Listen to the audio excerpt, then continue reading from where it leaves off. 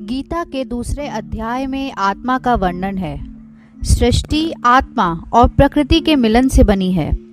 आत्मा अपरिवर्तनशील, सर्वव्यापी, अजन्मा, अव्यक्त और विकार रहित है, लेकिन प्रकृति विकार वाली और परिवर्तनशील है।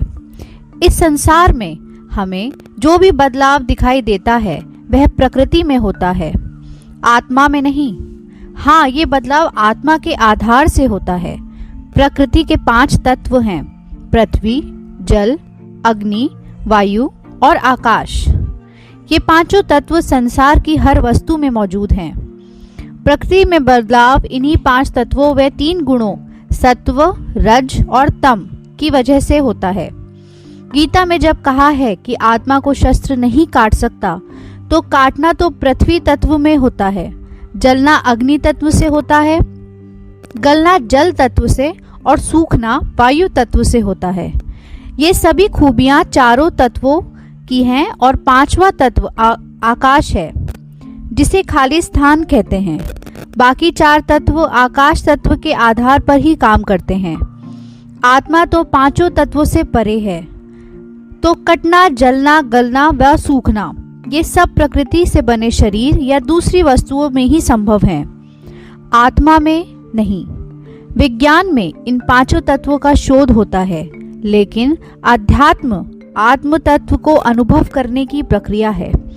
इसलिए जहाँ विज्ञान समाप्त होता है, वहीं से अध्यात्म शुरू होता है। ये अब जानते हैं कि क्या होता है जब आत्मा शरीर को छोड़ती है। गरुड़ पुराण कहता है कि जब आत्मा शरीर छोड़ती है तो उसे 2 यमदूत लेने आते हैं। जैसे हमारे कर्म होते हैं, उसी तरह वो हमें लेके जाते हैं।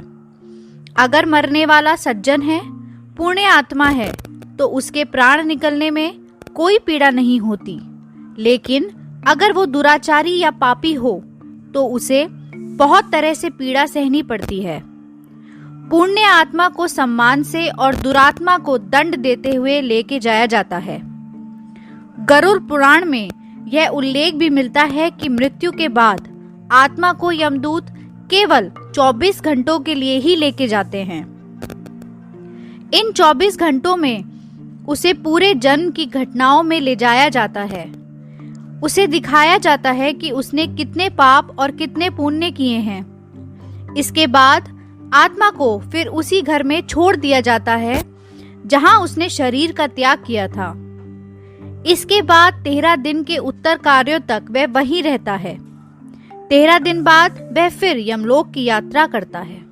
तो यह जानकर आश्चर्य होगा कि कुल 36 तरह के नरक होते हैं। तो चलिए अब समझते हैं आत्मा का अस्तित्व क्या है, मतलब आत्मा का एग्जिस्टेंस क्या है। मैं आपको एक एग्जाम्पल देके समझाती हूँ। पिता बच्चे के लिए खिलौने लेकर आते हैं और बच्चा उन खिलौनों में खेलने में मग्न हो जाता है और पिता उसे बार बार आवाज देते हैं, मगर वो खिलौनों के साथ इतना मग्न हो जाता है कि पिता की आवाज भी नहीं सुनता, और जब सुनता है तो सुनकर अनसुना कर देता है। वो यह भी भूल जाता है कि वो जिस खिलौनों के साथ खेल रहा है वो पिता ने ही उसे लाकर दिया है।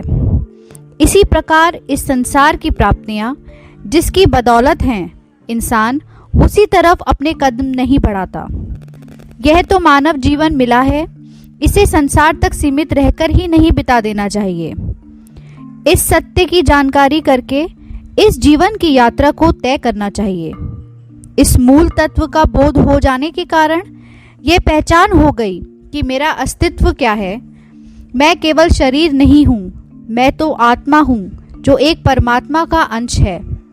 परमात्मा ना हिंदू है, ना मुस्लिम है, ना सिख, ना ईसाई और ना ही यहूदी।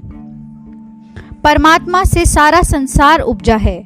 जड़ चेतन, दृश्य अदृश्य जिसकी बदौलत हैं, इसी की मैं अंश हूँ। जिस प्रकार बादलों के छा जाने से पर्वतों की खूबसूरती नजर नहीं आती, इसी प्रकार यह अज्ञानता के गुब्बारे के परे हमें हकीकत और सच्चाइयां दिखाई नहीं देती। आत्मा एक ऐसी जीवन शक्ति है जिसके बल पर हमारा शरीर जिंदा है।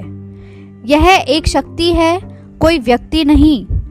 इस जीवन शक्ति के बिना हमारे प्राण छूट जाते हैं और हम मिट्टी में फिर से मिल जाते हैं। जब शरीर से आत्मा या जीवन शक्ति निकलती है तो शरीर मर जाता है, वहीं लौट जाता है जहां से वह निकला था, यानी मिट्टी में। उसी तरह जीवन शक्ति भी वहीं लौट जाती है जहां से वह आई थी, परमात्मा के पास।